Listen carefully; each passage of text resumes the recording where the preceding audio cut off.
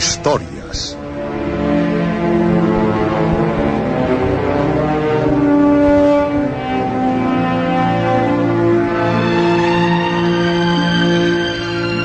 Historias de terror, de aventuras, de suspense, de ciencia ficción.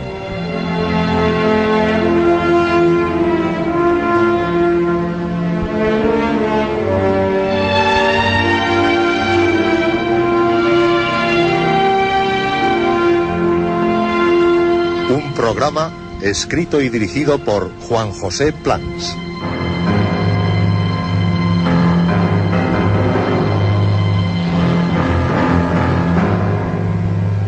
Esta noche, el príncipe de las tinieblas.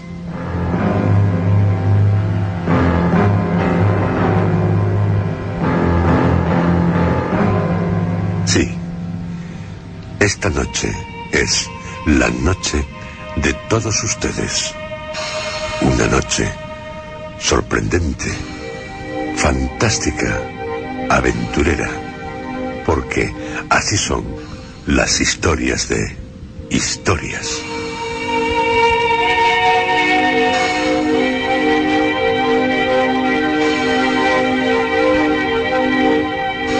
Usted, y usted, y usted también, todos cuantos desean vivir historias en esta noche, ya saben de qué trataremos. Porque continuamos con el ciclo dedicado a Bram Stoker en conmemoración del 150 aniversario de su nacimiento y del primer centenario de la primera edición de Drácula. Un ciclo que finalizaremos ofreciéndoles otra de sus novelas más importantes, La madriguera del gusano blanco. En esta novela actúan las fuerzas ocultas. Todo en ella es misterio. Pero antes, y a petición de muchos de ustedes, de muchos de los que forman parte, que son miembros del Club Historias, seguimos recordándoles la historia de una historia, la de Drácula en el cine.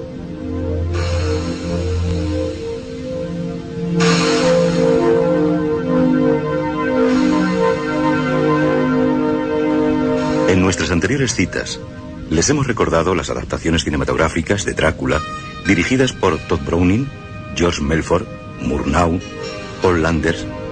También les hemos hablado de películas como La hija de Drácula, El hijo de Drácula, La mansión de Drácula.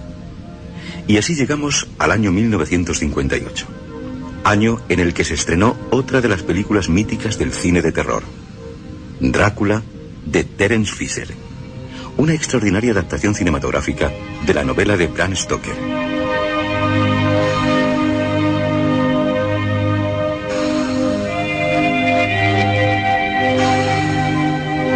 No estamos tratando en este ciclo de películas de vampiros. Es un ciclo centrado en los films sobre Drácula, sobre los más importantes, los que, para cuantos pertenecen al Club Historias, son inolvidables.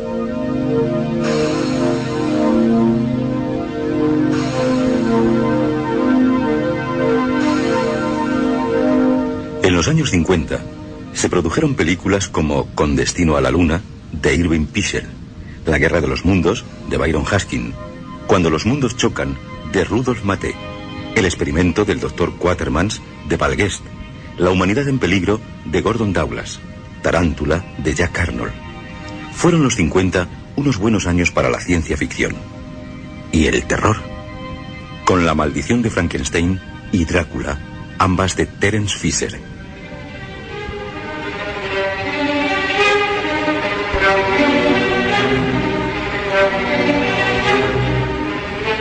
El Frankenstein. Aquí el Dr. Frankenstein. Más sensato el título, pero menos eficaz, de James Whale, del 31, era difícil de superar. Toda una obra maestra. Así como La novia de Frankenstein, del 35, también de James Whale, un director al que Billy Wilder, en El crepúsculo de los dioses, le rindió un recuerdo en 1950, aunque todo un homenaje se lo debería haber hecho la Universal, que se forró con sus películas, siendo también inolvidable su adaptación de La Máscara de Hierro, de Alejandro Dumas, del 39, aunque antes ya nos había asombrado en el 33 con El Hombre Invisible, novela de Herbert George Wells. Pero la productora inglesa Hammer Films, con Terence Fisher, o Terence Fisher con la Hammer Films, lo intentó. Y con un Christopher Lee como la criatura creada por el doctor Don Víctor, en lugar de Boris Karloff, que si mucho fue en el cine, momia, diablo, doctor, más que nada tal criatura. Y La Maldición de Frankenstein, que así se titula la adaptación cinematográfica de la novela de Mary Shelley, dirigida por Terence Fisher, resultó un éxito, lo cual ocurrió en el 57. Ya no dudó la Hammer en dedicarse exclusivamente al terror. Y es que el terror, así como la ciencia ficción, le resultaban altamente rentables.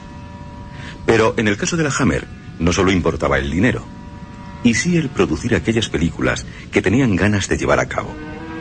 Pero claro, el cine es un arte, ¿quién lo duda? Pero también una industria. Y sin dinero, poco se puede hacer o nada. Lo de El experimento del Dr. Quatermans les había animado a ello en 1954, versión cinematográfica de la serie que escribió Nigel Kneale para la BBC un año antes. Y con La Maldición de Frankenstein se decidieron. Y aunque no está claro el asunto, los de la Universal decidieron ceder a la Hammer los derechos de toda su producción de terror, con la finalidad de que dentro de la ley hicieran nuevas versiones de cuantos más que humanos y otros ellos ya habían realizado.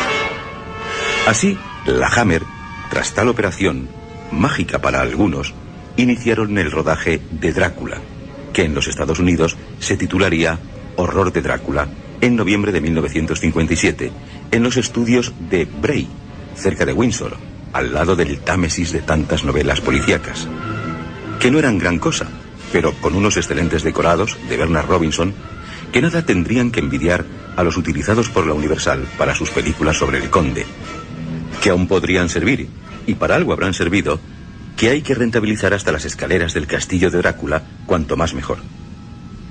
Con este Drácula volvía el Conde a ser tratado cinematográficamente como debía.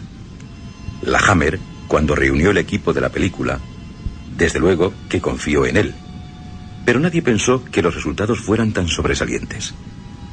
Fue un equipo sólido y dispuesto a correr altos riesgos. O sea, no se conformaron con hacer otro Drácula, y sí un Drácula a recordar. Lo consiguieron pese a sus defectos. Pero quien esté libre de defectos, que tire la primera piedra, lo cual deben tener presentes algunos que se dedican a la crítica, que parecen estar sobre el bien y el mal. El guionista, Jimmy Sanster, entró de botones en la compañía, y no dispuesto a cubrir tal puesto toda su vida, o durante la vida de la Hammer Films, hizo méritos hasta llegar a jefe de producción.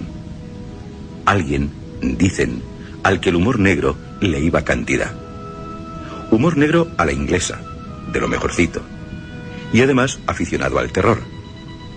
Y además del otro además, por si ya fuera poco, un tanto aventurero a la hora de escribir, audaz y dispuesto a experimentar. Su guión de Drácula es francamente bueno, pero poco valdría de no ser porque su pieza, para el puzzle cinematográfico del Conde, contó con otras semejantes. Ahí estaba Terence Fisher.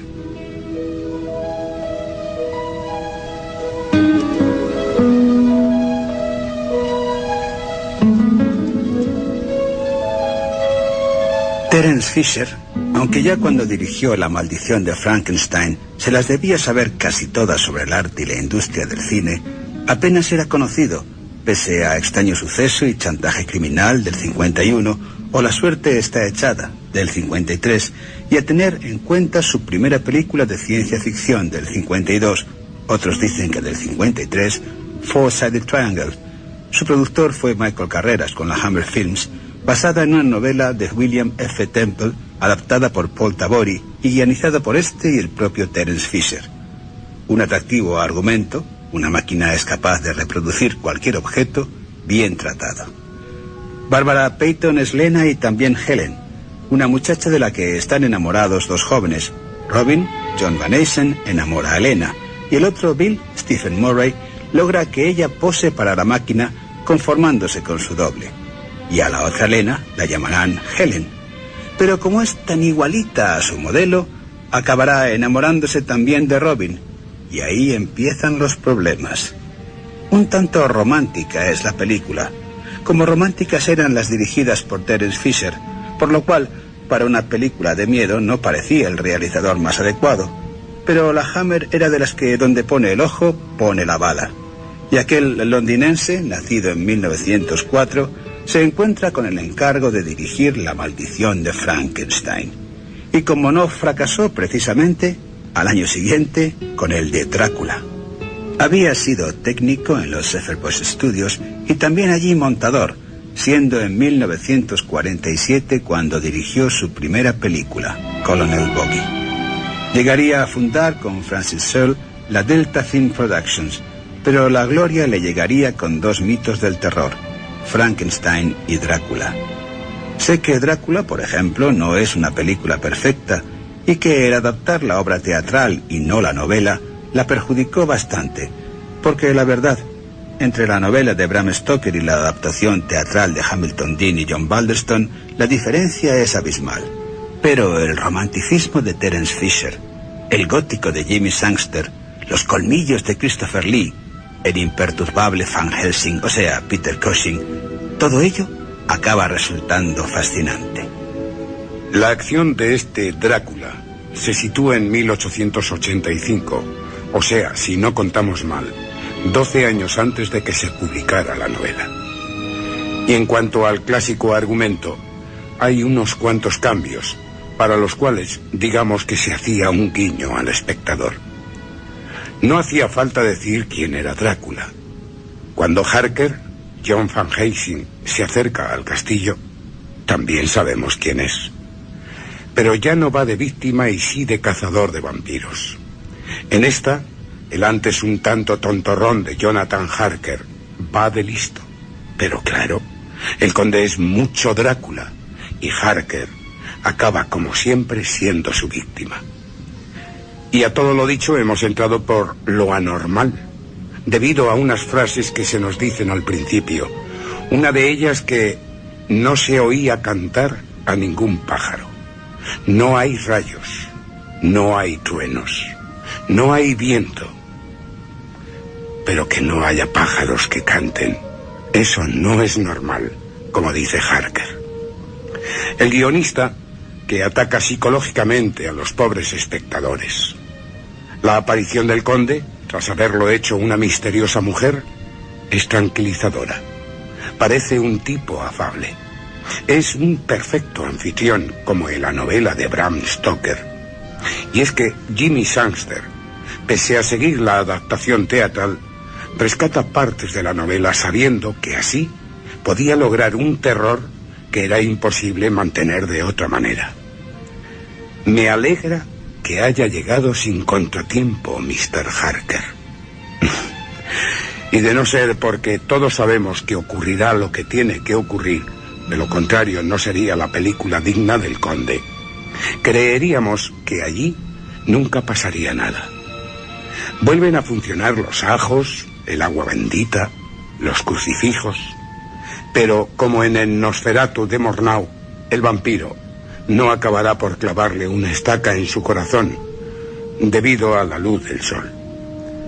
Polvo eres y en polvo te convertirás por muy vampiro que seas. El estacazo, en este caso, se lo dio Van Helsing a Harker, que nunca pasa de segundón. Para mí, no sé para ustedes, pero respeto su opinión, al igual que espero respete la mía. Lo mejor de la película son los decorados de Bernard Robinson, uno de los del equipo de la Hammer. Meticuloso su trabajo. Y cuando Van Helsing, enfrentado a Drácula, duelo de titanes, descorre las cortinas para que entre la luz, la atmósfera es sobrecogedora. Pero en esta película había muchas más cosas que revolucionaban las tradicionales, o ya las tradicionales sobre Drácula. Bela Lugosi y demás, de enseñar colmillos, nada. Y en este sí que los luce Christopher Lee, aunque solo en una ocasión se ve al vampiro mordisquear como está mandado, haciéndolo en el cuello de la adorable Mina, Melissa Stribling. Antes lo insinúan bajo la capa del conde. Y es que en los 50, acciones así de vampiro no eran del agrado de todos los espectadores, y a muchos no agradaron, pero a otros muchos sí. El espíritu de la novela estaba mejor reflejado. Su rostro estaba cadavérico, con una palidez acentuada por la sangre que manchaba sus labios, mejillas y barbilla. De su cuello manaba un fino reguero de sangre. Tenía los ojos desorbitados por el terror. Se tapó el rostro con sus pobres manos magulladas, que mostraban en su blancura las señales rojas del terrible apretón del conde, y se oyó un gemido sofocado y desolado, en comparación con el cual el grito que había lanzado antes no parecía más que la expresión rápida de una aflicción infinita. En las otras, en las anteriores, ni sangre. Y recuerden que en el Drácula de Todd Browning ni siquiera vemos clavarle Van Helsing la estaca al conde. No desbancaría al Drácula de Bela Lugosi, pero sería un Drácula creador de una importante secuela. Después de esta película de Terence Fisher, las de vampiros serían diferentes, o a semejanza de ella, para mayor gloria de la Hammer.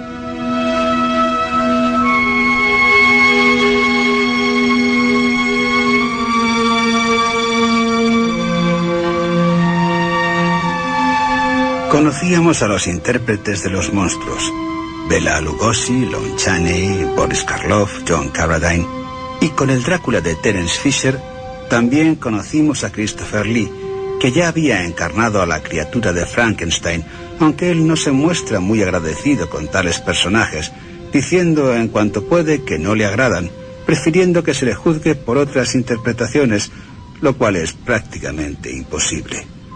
Pese a su notorio desprecio por Drácula, lo interpretó como hace todo buen actor, o sea, poniendo toda su ilusión en ello, pasando a ser tan mito por ello como su predecesor Lugosi.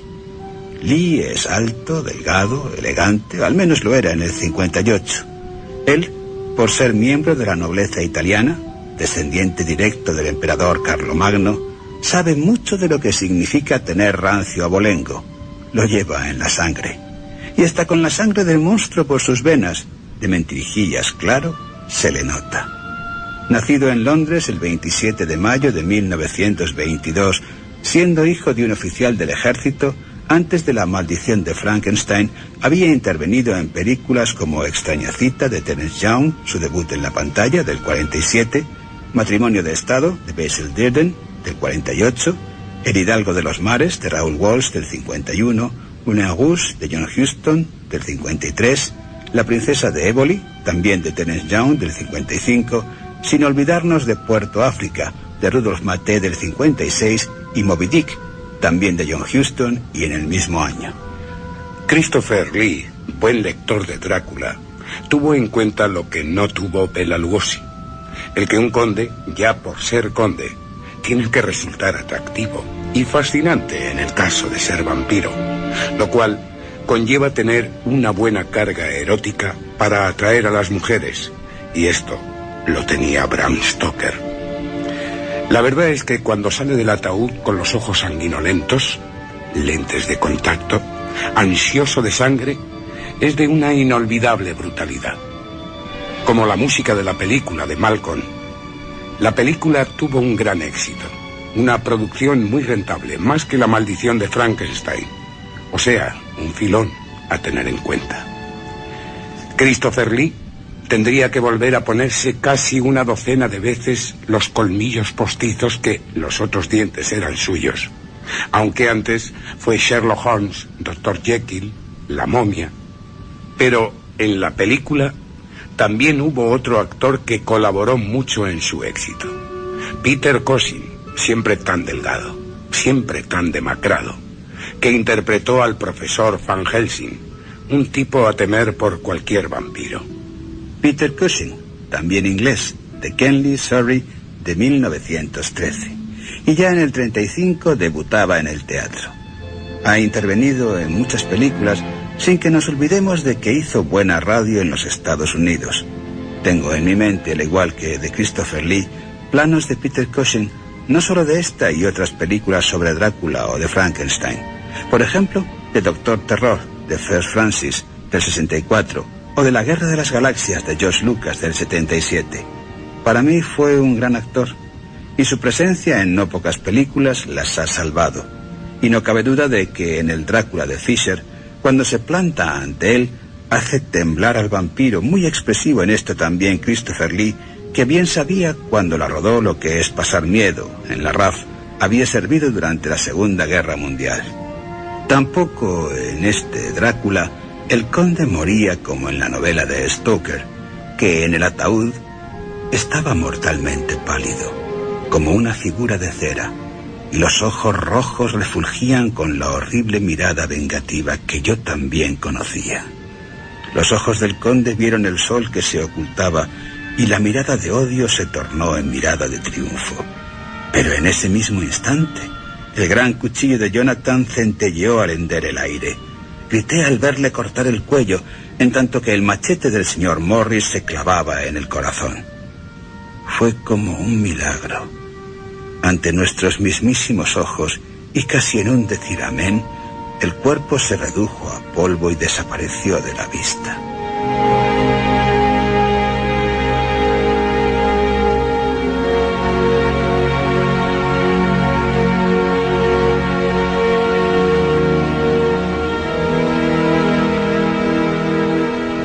Puede que Christopher Lee, de no haber alcanzado el éxito con La maldición de Frankenstein y Drácula, las de Terence Fisher, más con la segunda que con la primera, perdido hubiera estado por los repartos, y siempre de malo, pese a su porte, de todo un gentleman, algo que debió tenerse en cuenta cuando se le encargó encarnar a Sherlock Holmes.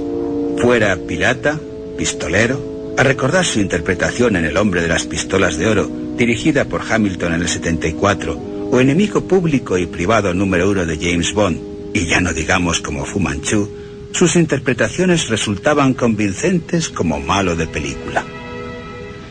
Pero ya en el 63 nos hacía saber la clave de su éxito, que no es otra que la de conocer, estudiar a fondo el personaje a protagonizar, como en el caso de Drácula, Fu Manchu y Dr. Jekyll y Mr. Hyde, por decir algunos. Y una de las características que consideró más sobresalientes del conde, creado por Bram Stoker, era su impacto erótico, lo cual supo aprovechar al final de los 50, marcando un nuevo derrotero a seguir, y se siguió en las películas del vampiro o de otros vampiros. No cabe duda de que otros, tanto productores, directores, actores, se pasaron al cubrir la pantalla de sangre, demasiado elixir de la vida, que no en pocas ocasiones logró un efecto contrario, no crear terror, sino que los espectadores se murieran, pero de risa.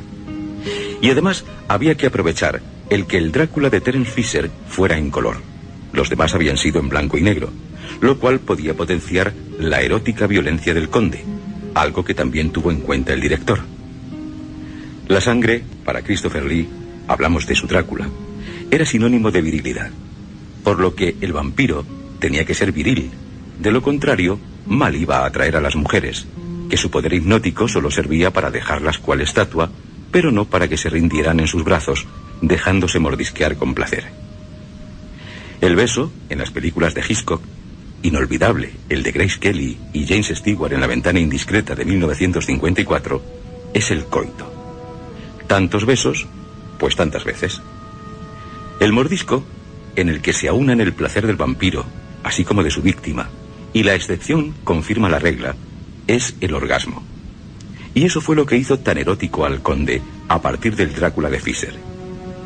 Dado el éxito de la película, no se dudó en explotar el filón, como hacían los buscadores de oro, hasta que el público dijera basta, si es que alguna vez lo iba a decir, cosa que aún está por verse. Y el vampiro, que no debemos olvidarnos de que es conde, y por lo tanto prefiere a las mujeres aristocráticas, a las campesinas suele dejarlas para el arrastre, continuó en las pantallas cientos y cientos de veces con desigual fortuna, llegando a ser interpretado por varios actores, pero ninguno de ellos logró la popularidad como Drácula, de Bela Lugosi, y Christopher Lee, el de los 30 y el de los 50.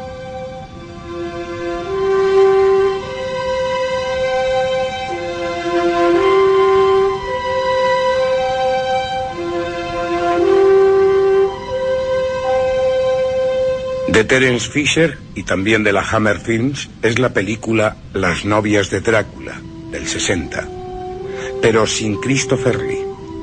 Y sí con Peter Cushing, otra vez como Van Helsing, que si no le importaba estar solo ante el peligro, y el peligro tenía nombre, el conde Drácula, menos ante otro vampiro, el barón Meinster, encarnado por el guaperas de David Peel, todo un libidinoso seductor. La Hammer, con Las novias de Drácula, no quería darse un traspiés, que tras una película como Drácula, no podía ofrecer algo que no tuviera igual calidad, aunque en ella el conde solo estuviera en el título. Por lo que para llegar a un guión definitivo, sí que la sudaron sus autores, en el que intervinieron 3 guionistas, algo inusitado en la productora, que fueron el inevitable Jim Sangster, Peter Bryan y Edward Percy. El productor Anthony Hinch, así como Michael Carreras, lo tenían claro. Había que triunfar. Y triunfaron. En el 65, Christopher Lee volvía a ser el conde Drácula en Drácula, príncipe de las tinieblas, también de Terence Fisher, continuación del Drácula del mismo director, en la que no aparece Peter Cushing, y es que eliminaron a Van Helsing, el terror de los vampiros, una tontería y casi un insulto para el profesor, porque al principio, tras ofrecer las últimas imágenes de Drácula, había que situar al espectador, se nos dice bíblicamente que finalmente apareció un adversario armado con el suficiente conocimiento para destruir al vampiro. Apareció y desapareció. Pero al menos Christopher Lee estaba allí a toda pantalla. Se dice que si no había vuelto a interpretar antes al conde es porque le tenía ojeriza, y no es cierto. Y sí, el que no se lo habían propuesto. Lo que no le agradó es que tenía que simultanear el rodaje de la película con otra, Rasputín, que resultó un bodrio, y también su diálogo, indigno de un conde como Drácula. Drácula en el 58, según Hammer y Terence Fisher, se nos había quedado reducido a un montón de cenizas. Y había que ingeniárselas para que tal montón de polvo volviera a ser un vampiro dispuesto a morder preferentemente a hermosas doncellas. Así que 2 parejas, perdidas en un bosque, acaban refugiándose en el castillo de Drácula. Lo clásico. Serán atendidas por el que dice fue criado del conde. Y dice fue porque ya está muerto. Pero a uno de los varones lo lleva hasta un sótano, dándole pasaporte para el otro mundo. Y lo cuelga cabeza abajo. Y así su sangre cae sobre las cenizas de Drácula que poco a poco... En fin, no estaba mal lo ideado por John Elder, guionista, para resucitar al conde. Pero creaba un problema. El tono de tal principio difícil era de mantener en toda la película. Demasiado alto, para eso no había tanto ingenio. Y se resolvió haciendo aparecer en contadas ocasiones a Drácula. No obstante, en el 65, por mi parte, tenía un buen conformar con la presencia de Barbara Shelley, una vampira como pocas. La verdad es que cuando el monje Andrew Clee le propina el estacazo, bien sujeta por otros religiosos, revolviéndose convulsivamente y gritando como una posesa, pegué un buen salto en la butaca. No es que sintiera que la estaca se clavaba en mi corazón, es que fue como si yo se la clavara. Una impresionante escena, también valorada por Daniel Piri. Hay simbolismos en esta película que no debieron ser del agrado de algunos creyentes. Y, salvo en el erotismo, la Hammer, cada vez más lejos del conde de Bram Stoker.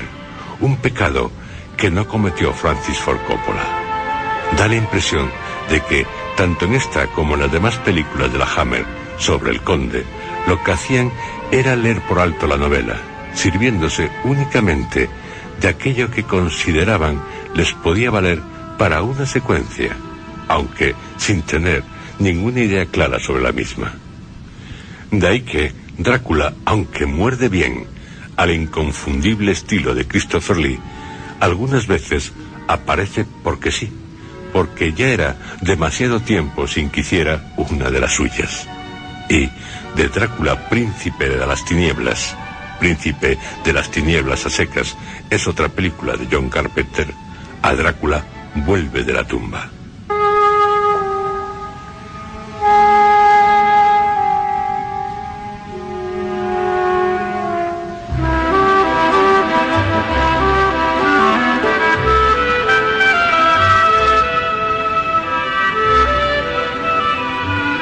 Drácula vuelve de la tumba, del 68, también con guión de John Elder, fue dirigida por Freddie Francis, que no aportó nada nuevo en la Hammer a lo hecho por Terence Fisher, salvo recrearse aún más en lo erótico.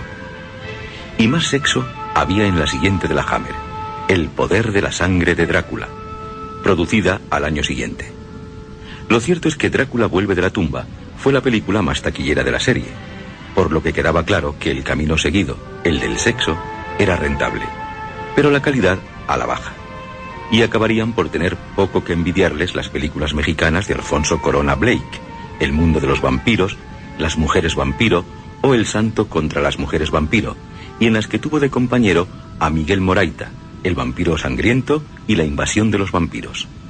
En Drácula vuelve de la tumba tenemos a un conde capaz de arrancarse la estaca del pecho. Se había apuntado mal. Recordemos que en Drácula, príncipe de las tinieblas, el conde se quedaba atrapado en el hielo, diríamos que congelado, algo que ya se suponía no era tan eficaz como lo de la estaca, y tal sospecha se vio confirmada en su continuación. Un sacerdote se llega al castillo con el ánimo de exorcizarlo, crucifijo en mano, temblando de miedo, bastante torpe. Y Drácula, prisionero del hielo, resucitará al recibir sangre del sacerdote, que se pega un buen morrón al verle, cayendo al lado de él. Y la sangre de su herida beneficiará al conde, y además servirá al vampiro. Drácula, furioso, desea vengarse del obispo que ordenó el exorcismo, y para ello, nada mejor que andar a mordiscos con los seres más queridos para el obispo. El Drácula de Todd Browning me quedaba lejos, menos el de Terence Fisher. Pero, y sobre todo a partir del poder de la sangre de Drácula, era yo quien procuraba estar lejos de aquellas nuevas películas sobre el conde, pese a los escotes. Y eso que, en esta película, también con guión de John Elder, había un interesante tema a tratar. A un viajero, siendo testigo de la muerte del conde, solo se le ocurre coger como recuerdo un poco de la sangre del vampiro, así como su medallón y su capa. Los miembros de 3 familias participarán en una ceremonia en la que un joven está dispuesto a beber la sangre del conde. Y claro, en una vieja iglesia, Drácula acabará resucitando. Las hijas, hechizadas por el conde, no dudarán ni en matar a su padre. Una de ellas, Linda Hayden, lo hará con un hacha. La recuerdo feliz, tumbada sobre la tumba de Drácula, su nuevo padre, como se tumban los perros al lado de sus amos, esperando la caricia. Pero entre ellas, también son unas vampiras de cuidado, que en cuanto pueden, se muerden. Al final, solo una se logrará salvar. Tras ellas, un cementerio. Se diría que los de la Hammer, en cuanto al personaje Drácula, anduvieron desorientados. Por lo que las siguientes de la productora con el conde, si no se nombraran, no pasaba nada. Pero hay que hacerlo. Alguno diría que somos unos olvidadizos. Drácula vuelve de la tumba era un lujo comparada con Las cicatrices de Drácula, en la que ya se degenera demasiado la historia del conde. Y además, una cosa es el erotismo al servicio de una película, y otra, una película al servicio del erotismo, buscando a un público fácil, rentable, que no solo cubra los gastos. Aquí ya la Hammer sí que se despistó, o quiso apostar por otro camino. No fue el bueno. En Las cicatrices de Drácula, de 1970, dirigida por Roy Ward Baker, se sigue contando con Christopher Lee como el conde Drácula. Para él pecó de sádica y la consideró como la peor de la serie. En cambio, es donde él tenía más diálogo. Claro que en el caso del Conde siempre es poco. Descuidada su realización salvo el aprovechamiento del color. Y en el 72, Drácula AD 1972. Aquí titulada Drácula 1973, porque se estrenó en el 73.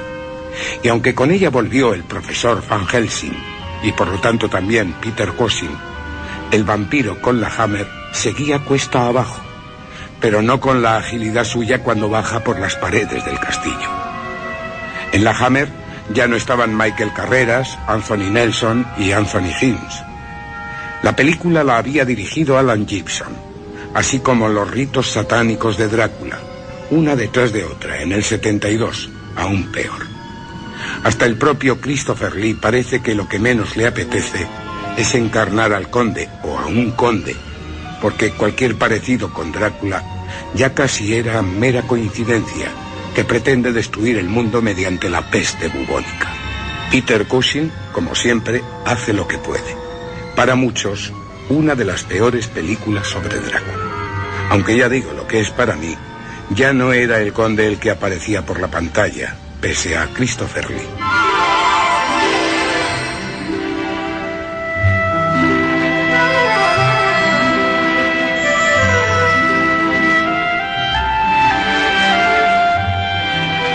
Recuerdo que con el baile de los vampiros del 67 me divertí mucho, pero también me aburrí mucho. ¿Qué cosas? Y es que tiene partes un tanto soporíferas, pero desde luego lo bueno triunfa sobre lo malo, y ahí está para siempre esa parodia que en este caso es un homenaje a las películas de vampiros, sobre todo de Drácula. Hay secuencias verdaderamente geniales. Muy resultona la del vampiro diciendo que el crucifijo no sirve para nada, cosa que no es cierto en los vampiros de Transilvania, pero sí en otros que tienen otras debilidades, no precisamente la de la cruz. Y de un vampiro blanco y pálido, pasando por un vampiro de olvidar, como lo fue David Niven en Vampira, de Clive Donner del 74, aunque la película, no hay que exagerar, algún momento bueno tiene, a un vampiro negro y suponemos que también pálido, el de Drácula negro, originalmente Blácula, del 72, un año para atrás, y sigo porque me toca, de William Crane, que tuvo continuación en Scream, Blácula Scream, del 73, dirigida por Robert Kellyan, mejor según algunos que la otra. William Marshall era tal conde, y la película de mala nada, cruda sí, y tierna también. Por lo racial se pasó de puntillas. El vampiro Blácula, convertido en tal por el conde Drácula, comenzará a hacer de las suyas en Los Ángeles cuando allí es transportado por unos tratantes de antigüedades que no saben lo que se llevan de Transilvania. Y más o menos en nuestros tiempos, lo de siempre. Eso sí, con unos colmillos que aún destacan más en lo negro y con una historia de amor. Su Tina morirá empalada. Él, en una central eléctrica, en polvo negro se convierte al sorprenderle la luz del sol. Andy Warhol's Drácula, también Sangre para Drácula, del 74, dirigida por Paul Morrissey, aunque todavía no se ha dicho que no al cotilleo de que fue el ya nombrado Antonio Margheriti quien se encargó de la realización.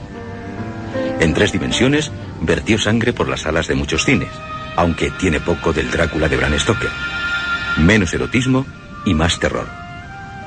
También dijo Andy Warhol, coges un poco de chocolate y coges 2 trozos de pan, y pones el dulce en medio y te haces un sándwich. Y eso sería un pastel. Debería haberlo tenido en cuenta para la película. El conde, en la macabrada de Andy, está hecho una birria. Inválido y flojo de cerebro. Lo interpreta Udo Kier. Todos sus males los achaca a que por Transilvania ya poca sangre le queda. Y con su secretario se va a Italia. Del 79 es Amor al primer mordisco, de Stan Dragotti, con George Hamilton y Susan St. James. Hamilton hace de Drácula un ligón hortera. Y Susan St. James es una modelo que se enamora estúpidamente de tan impresentable vampiro. Claro que en el 79, ¿qué importaba lo del amor al primer mordisco si llegaba el Drácula, dirigido por John Baldan, el interpretado por Frank Langella, contando además con Laurence Olivier, Donald Pleasence y Kate Nelligan? Tuvo $8 millones de presupuesto. Y es una película polémica. Recordar a Sylvia Kristel en Drácula Widow del 87 y a Un buen conde, el interpretado por Jack Palance, siendo dirigido por Dan Curtis con guión de Richard Matheson.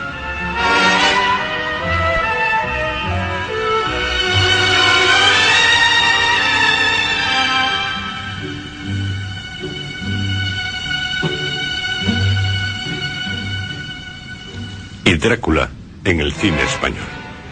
Jesús Franco, en 1969, dirigió El Conde Drácula, coproducción hispano-italo-alemana, que se anunció como la primera película que adaptaba con toda rigurosidad la novela de Bram Stoker, lo cual no fue cierto.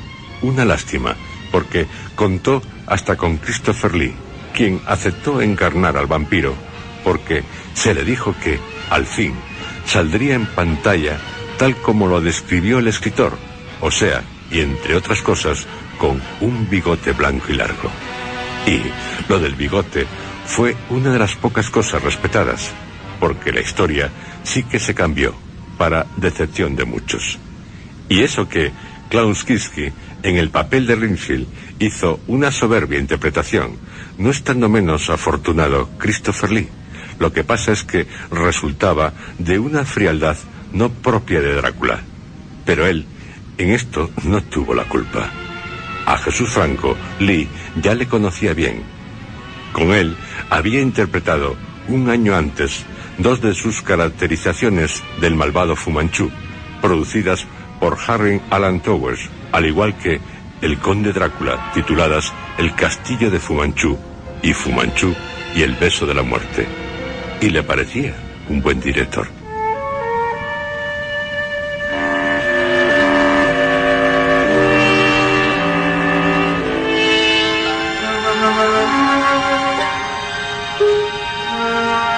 También de Jacinto Molina Polnacci, o de Polnacci Jacinto Molina, otro caso atípico en nuestro cine, tenemos un Drácula. En el 67 se nos presentó como licántropo en La marca del hombre lobo, película dirigida por Enrique López Eguíluz, siendo el argumento y el guión del propio Jacinto Molina. Ya hay un vampiro, encarnado por Julián Ugarte en esta película, así como en Los monstruos del terror, de Hugo Fregonese y Tulio de Micheli.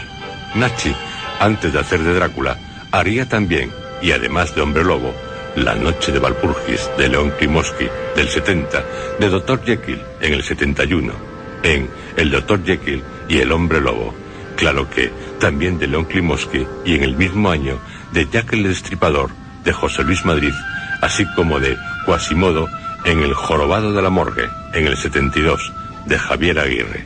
Y en este año, El gran amor del Conde Drácula, también de Javier Aguirre. El argumento y el guión, como de costumbre, o casi, de Jacinto Molina, aunque en lo último acompañado por Alberto Isúa y el propio director. La fotografía fue de Raúl Pérez Cubrero y la música de Carmelo Bernaola.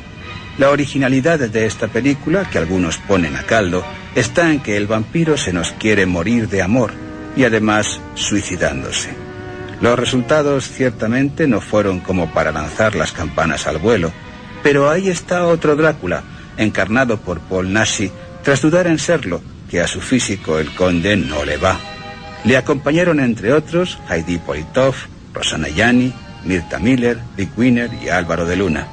También en el mismo año interpretaría Los crímenes de Petiot, de José Luis Madrid, y muchas más hasta el presente, ya algunas dirigidas por él, como La bestia y la espada mágica del 83, una de las más interesantes de quien antes de hacer cine se dedicó a cosas tan saludables, no económicamente, como dibujar cómics, recuerden su Snake Blake, y levantar pesas, no para tirárselas a nadie, sino para participar en torneos, también en alguna olimpiada. También del 72 fue La saga de los Drácula, de León Klimovsky, con guión de Lazarus Kaplan, huele a seudónimo, con un resultado poco notable, pero más que el de El gran amor del conde Drácula. En este caso, el vampiro fue interpretado por Narciso Ibáñez Menta, padre de Narciso Ibáñez Serrador. Tina Sainz, Tony Sberg, Cristina Suriani, María Costi, El Galiné y JJ Paladino acompañaron a Narciso Ibáñez Serrador en una historia en la que la nieta del conde, embarazada, en compañía de su marido, regresa al siniestro hogar, al de su no menos siniestro abuelito, y ello ocurre a principios de siglo. Ella no tiene claro lo de su estirpe, pero no tardará en darse cuenta de que el castillo está pero que lleno de vampiros, como si celebraran un congreso. El niño nace muerto, y ya saben de lo que es una madre capaz dispuesta a vengarse. Pero también ella, que es Tina Sainz, acaba muriendo, tras eliminar a la vampirada. Pero claro, ella, que se llama Berta, es de los Drácula, y su sangre da vida a su hijo. Un Drácula más. Del 68 era Malenka, de Armando de Osorio, con Anita Ekberg, John Hamilton, Diana Loris, Julián Ugarte. No es de Drácula, pero hay otro conde, el conde de Boldur, la bestia de la película, que la bella es Anita Ekberg, que a un castillo se va. Superior a las otras mencionadas. A partir de esta, a Armando de Osorio le daría bastante por el cine de terror. Y hay más en nuestro cine con vampiros, pero nunca se logró una película como el Drácula de Terence Fisher. Aunque Las hijas de Drácula, dirigida por José Larraz, es de tener en cuenta. Claro que la película es de producción inglesa. José Larraz, el de Síntomas, del 73, que tuvo su éxito, es un pintor español afincado en las Islas de los Escándalos, inclinado en sus películas hacia la intriga psicológica.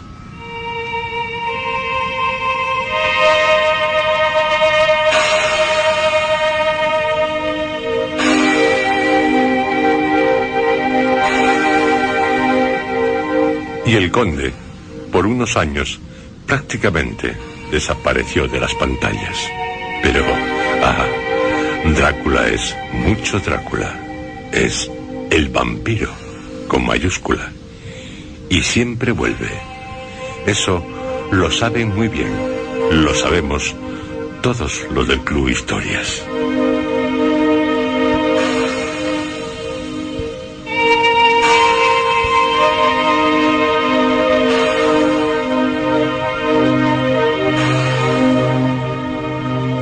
Y Drácula, en el cine al menos, volvió en el 92. La película Drácula de Bram Stoker, visto por Francis Ford Coppola. Todo un gran acontecimiento. Y también en el 92, Drácula Rising de Fred Gallo, producida por Roger Corman.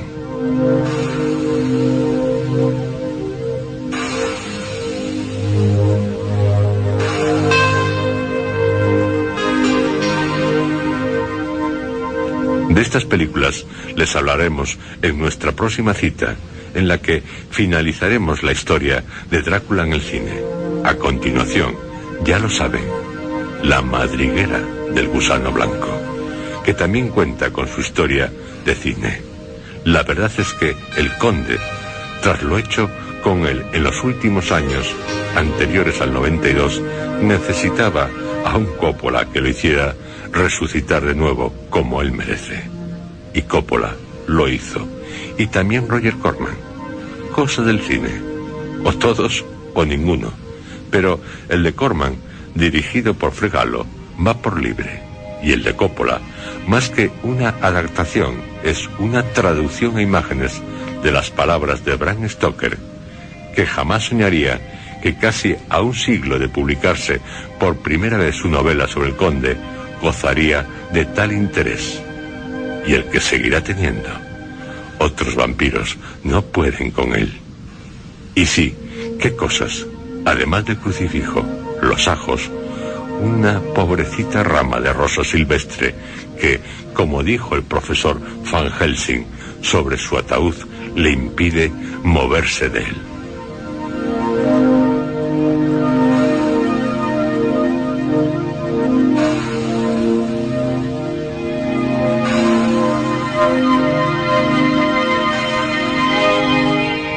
Pero, aunque usted tenga un crucifijo, o ajos, o rosas silvestres, o una bala consagrada, no se confíe, porque Drácula está ahí, con sus siglos de existencia. Y tal vez, sí, tal vez, esta noche esté tras de usted.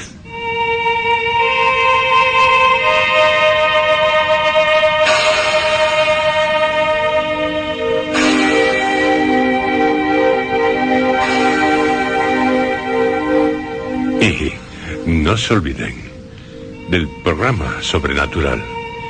Y de este programa, Historias, ha nacido una nueva colección de cassette. Historias sobrenaturales.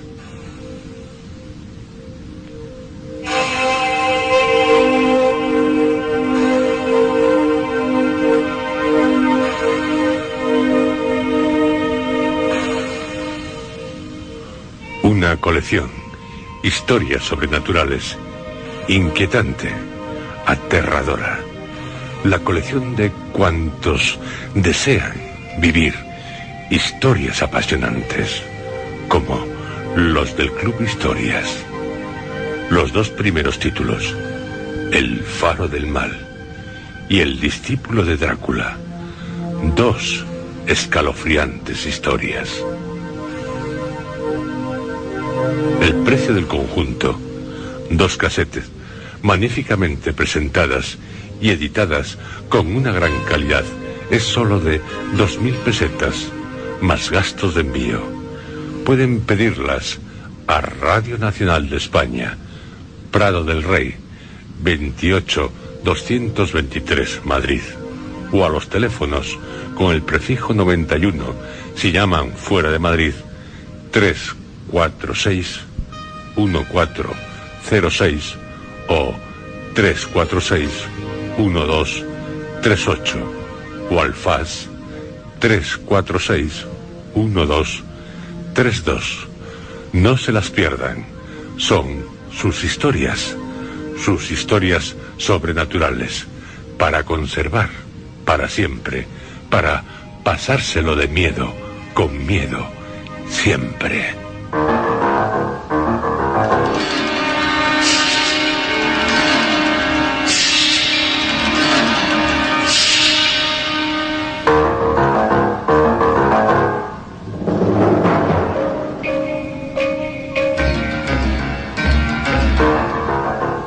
Han escuchado ustedes, dentro de la serie Historias,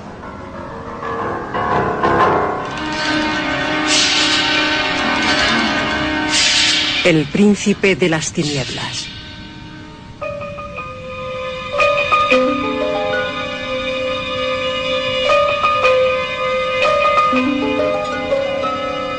Este capítulo ha sido interpretado por Juan José Plans, José Antonio Ramírez, Luis Alonso Carrasco y Roberto Cruz.